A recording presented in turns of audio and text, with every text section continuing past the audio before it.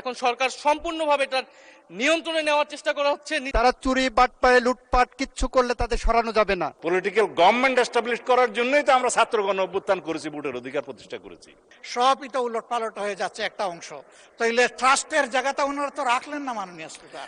জুলাই গণ অভ্যুত্থান স্মৃতি জাদুঘর বিল সংশোধিত আকারে সংসদে পাশ হওয়া নিয়েই সরকারি ও বিরোধী দলের সদস্যদের পাল্টাপাল্টি বিতর্ক হয়। 10 এপ্রিল শুক্রবার প্রথম অধিবেশনের ত্রয়োদশ বৈঠকে বিলটি পাশ হয়। বিলটির দুটি সংশোধনী নিয়েই আপত্তি জানান বিরোধী দলীয় চিফ হুইপ নাহিদ ইসলাম। একটা ছল চাতুরি করে, একটা জোচ্চুরির মাধ্যমে এই বিলটি সংশোধনী সহ পাশ করে নেওয়া হলো। মাননীয় স্পিকার, এটা আমরা প্রতিবাদ জানাচ্ছি। এখন যদি মন্ত্রীকে সেখানে বসানো হয়, প্রথমত এটা রেওয়াজ ভঙ্গ করা হয়, আর দ্বিতীয় যে সংশোধনী, যে সরকার চাইলে যে কাউকে বাদ দিয়ে দিতে পারবে। এখন সরকার সম্পূর্ণভাবে এটার নিয়ন্ত্রণে নেওয়ার চেষ্টা করা হচ্ছে, নিয়ে যাচ্ছে এই বিল পাশের মাধ্যমে। পরে আইন, বিচার ও সংসদ বিষয়ক মন্ত্রী মোহাম্মদ আসাদুজ্জামান বলেন, সমঝোতার ভিত্তিতে বিলটি উত্থাপিত হয়েছে। অধিকার অনুযায়ী একজন প্রাইভেট মেম্বার সংশোধনী এনেছেন। যে কমিটি করে দেওয়া হয়েছে সেই কমিটির নেচারটা এমন করা হয়ে গেছে যে তারা প্রফেটিক। তারা চুরি বাটপাড়ে লুটপাট কিচ্ছু করলে তাদের সরানো যাবে না, এটা কোনো রিজনেবল ল না। দ্বিতীয়ত হলো, বিলটা পাশ হয়ে গেছে। আপনার যদি এটা নিয়ে আরো কথা থাকে, নিশ্চয়ই কথা বলার পথ উন্মুক্ত থাকবে। তারপর বিরোধী দলীয় নেতা শফিকুর রহমান ফ্লোর নেন। সবগুলা যদি ডেফার হয়, এখানে আলোচনা হয়ে ডেফার হবে। আলোচনা না হয়ে যদি কোনো কিছু ল্যাপস করতে হয়, আমরা সুস্পষ্ট দেখছি এটা ফেসিবাদকে আবার পুনর্জন্ম দিবে। আর জাদুঘরেরটা তো সংশোধনী সহ পাশ করেছেন, ওনারা ওখান থেকে নড়বেন না। সেই জায়গায় আমরা আমাদের আপত্তি আর তুলে নিতে পারলাম না, দুঃখিত আমরা।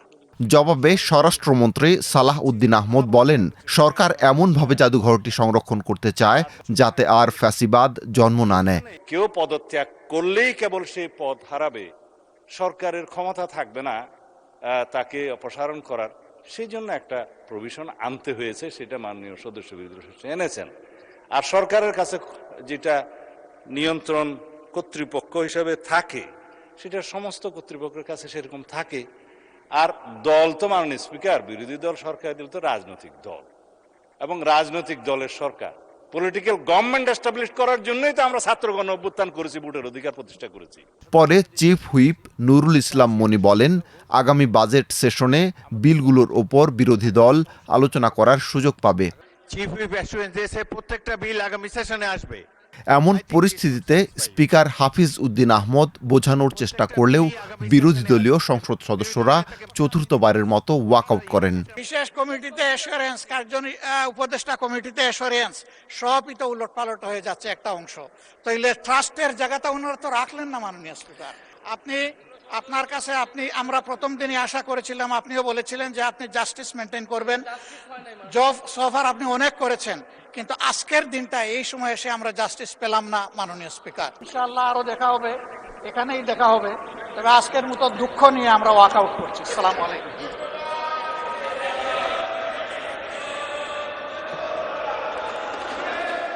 এর আগে সংসদে জুলাই গণঅভ্যুত্থানে শহীদ পরিবার এবং জুলাই যোদ্ধাদের কল্যাণ ও পুনর্বাসন বিল পাশ হয়। তখন সরকারি ও বিরোধী দলের সদস্যরা দীর্ঘ সময় টেবিল চাপড়ে বিলটিকে সমর্থন জানান।